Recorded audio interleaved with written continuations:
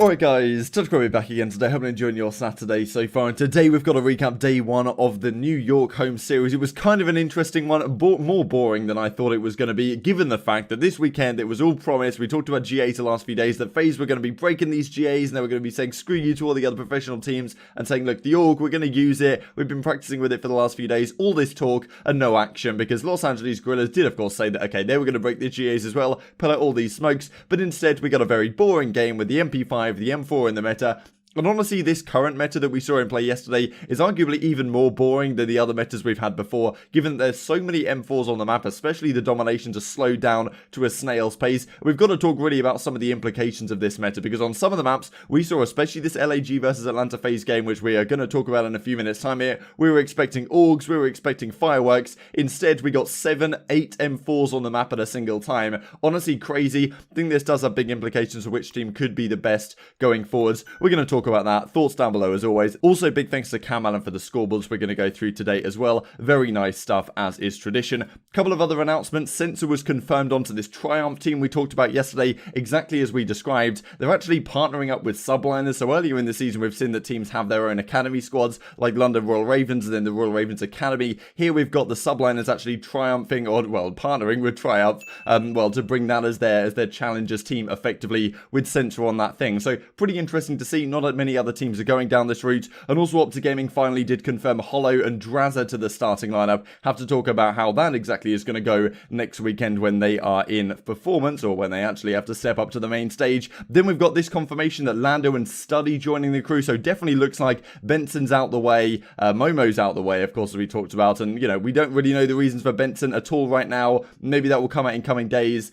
It's just a strange one, but it looks like Lando and Studdy, I think, are going to be joining. Not exactly sure if they're going to be doing most analysis stuff, or if they're going to be like a casting duo. Have to see how that develops this weekend. Well, at least the Call of Duty League have announced something. Let's talk about game number one. That was the Ultra versus the Paris Legion here, and Ultra was definitely the favourites coming into the series in my opinion, and you know, they came up trumps, right? And this was the first team of the day really to be using 3 assault rifles on this gun runner map. So we had 3 M4s. Paris, I believe, initially started off with 2, and they just couldn't keep up with what Toronto Ultra were bringing to the party. They had Bance on the M4, they had Cammy on the M4, Classic was on that second SMG in addition to Kleenex, and it went pretty well for them in the respawns, to be honest. A close series on the whole. This game too was 6-3 to Paris Legion, but early on Bance had an incredible 4-piece, to be honest, over at that A-bomb site on the, on St. Petrograd. That was actually a really nice play from him, finessing all around the box, but they ended up losing the map regardless. But then game 3 and 4, they closed it out. The domination to 157, 147, and then a very, very close Hackney Yard as well to finish off the job. So Paris came somewhat close, but always felt like Ultra were in the advantage this series.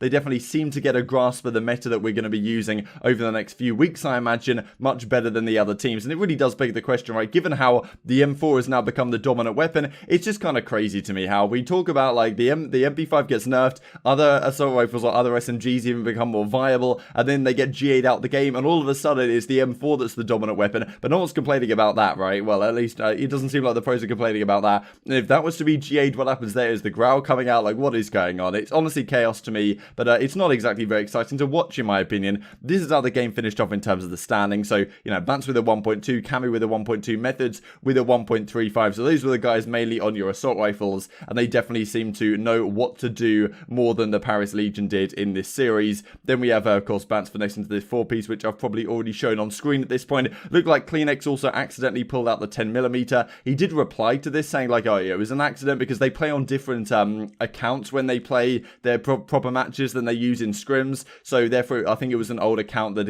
or it was an old like class on an old account that he hadn't exactly kept up to date given this most recent GA. But interestingly, deleted the tweet. Not exactly sure what's going on there. Match 2 of the day, though, was Huntsman Royal Ravens, and this was very interesting, because coming into this weekend, we talked about how the fact that the 2AR meta was probably going to make Huntsman significantly better, and I thought the same, to be honest, with the Royal Ravens. However, as it turns out, we almost have, well, we do have a 3AR meta on the majority of maps, if not 4 at times, and AZK, I'm sure, is going to be an absolute nightmare. Probably 5, like, that's not out of the realms of possibility. So, game number 1, Royal Ravens win this 250-201, and this was impressive, to be honest, because Huntsman, like, in the 3 AR meta, they're going to be not as comfortable. Now, Pristini can definitely use an AR and use it to pretty good effect. He's done it in the past with the Maddox and the K-Bar in previous games, but maybe that's not the ideal team dynamic. I think the Huntsman are pretty well set for a 2 AR meta. That's very much what their team relies around, or not necessarily relies around. They're a good team regardless, but that's probably the perfect meta for them. The fact that we're going into a 3, maybe even 4 AR meta definitely means that other teams may have more of an advantage, because you look at Royal Ravens, you've got Zero there, who's obviously very good with an SMG as he was using yesterday. You've got Shawnee, who's definitely more comfortable on the AR. Scrap's probably more comfortable on the AR. Wuskin, of course. And then on your sub bench, you've got Madcat and Rated if you ever wanted to bring them in as well. I don't think exactly they'd be able to travel to the States or whatever, so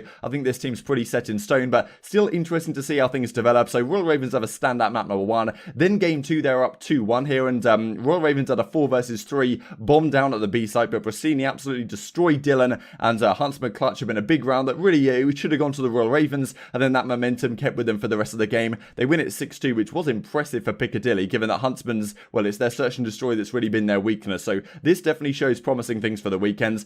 Game 3 was just another boring domination, to be honest. So many ARs on the map, everyone just sitting in buildings, just like looking at the B flag. You know, the old meta, domination wasn't great at the previous meta, but now it's just almost borderline unwatchable. And then the game 4, Ravens were really close a couple of times to breaking into that P2, but Huntsman closed out 250-210. Exactly a similar story really to when they won that event against the Royal Ravens in the grand final. It finished up on Hackney Yards, and well, Huntsman took a victory in a similar fashion. So interesting. This game number 4, we did see Huntsman using 3 SMGs. Pretty much every team later in the day that played this map was using 3 M4s. So the meta might shift. I wonder what will happen when Huntsman play against maybe better competition if they do manage to match up against Atlanta FaZe finally this weekend. This is how the series standings look like. So RCTs and Formal on those main ARs absolutely crushing it. Wuskiner had a great series as well, but yeah, Dylan and Shawnee kind of lagging behind in this one. Not exactly ideal for the London Royal Ravens. I imagine Dylan's having a difficult time on that MP5 with all the other ARs on the map right now. Then we had the series that a lot of people are looking forward to, like FaZe coming into this weekend saying they were going to break the GAs.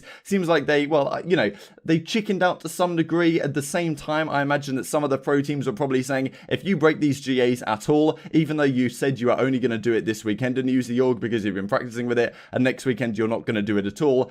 Even if they did say that, I imagine some of the pro teams were like, you know, we're never playing with you again or something like that, and we're just never going to practice with you at all for the rest of the entire year up until champs. So I imagine FaZe probably had some significant pressure to not use the org here. But again, if you're going to say you're going to do it and the fans are expecting it, maybe well, maybe follow through for at least one map or something. But anyway, FaZe don't do that, but they still win the series. BG drops 40 in the map number 1 here on Gunrunner. And again, this is a map where we saw Simp using the M4. And we talked about the possibility of Simp maybe using it if he needs to, but it's just not something you would expect Simp to have to pull out on this map. But the fact that we've got 3 M4s pretty much consistently now on Gunner, and pretty much every team is using that, at least in the latter half of the day here yesterday. It seems like teams are figuring it out on the fly, which is kind of crazy to see. Game 2 as well, FaZe actually went up 4-2. In this one, there was so many 1v1. Simp won a pretty crazy one against Decimate as well. But then Decimate kind of, I think it was against Decimate, I'm not exactly sure, but it doesn't matter because he bounced back in the round 11 or the round 10, clutched to 1 versus 3, pretty disgusting actually, and finished off the job in a 6-4 fashion. So once again, Gorillas dominating their search and destroys. If it went game 5, it might have been a different story in that one, but FaZe clutch up 168 to 150, win a couple of close close respawns to finish off the job. And yeah, it just seems like they're very comfortable really in any meta. We did talk about this, and it's kind of a shame we didn't see the org, but at the end of the day, FaZe still get the job done, but we didn't see any fireworks going off, which I'm sure a lot of people are kind of looking forward to. Abizi has a 1.2, Simp has a 1.2 as well, so yeah, these guys can pretty much adapt to any meta, and the fact that Simp has a 1.2 in hardpoint actually, but he has a 1.35 in the overall KD, and Celium with under a 1 point KD as well, and Priester I think was even using the M4 at times, so definitely there's room for improvement for FaZe going forwards, but yeah, this is an impressive series win, all things considered. Final series of the day, Minnesota Rocker versus the New York Subliners. This was an interesting one because both these teams could benefit to some degree from this new meta change, but with multiple ARs coming into play, probably not ideal for the Rocker, to be honest. A 2 AR meta may suit them better, maybe in a similar way to what we were talking about with the Huntsman. Game number 1, 251-44. Honestly, this was close for a time. Subliners then just pulled away. Zoom had a nice 7 streak early on in this one, so definitely the players that can still dominate with the MP5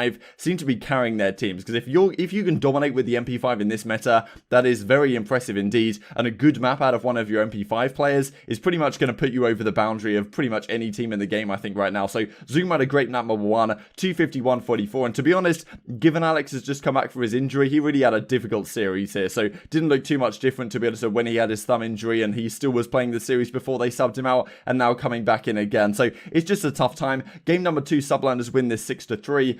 And, well, it's a really interesting map to watch right now, some Petrograd with all the wraps that happen, like, through mid to A and that kind of stuff. But, yeah, Subliners clutch up when it matters. Temp had a good job in this one. I think he had, like, a 4-piece in the final rounds to get the job done. I think it was his birthday yesterday as well. So, yeah, fair play to him. 159-141 for the Rocker, though, in the domination. So they almost make this a competitive series. But the last game, it was coming down to the wire a little bit. It was a close map early on. But Subliners just pulled away a crazy 8 streak from Zuma. Really got the ball rolling in that one.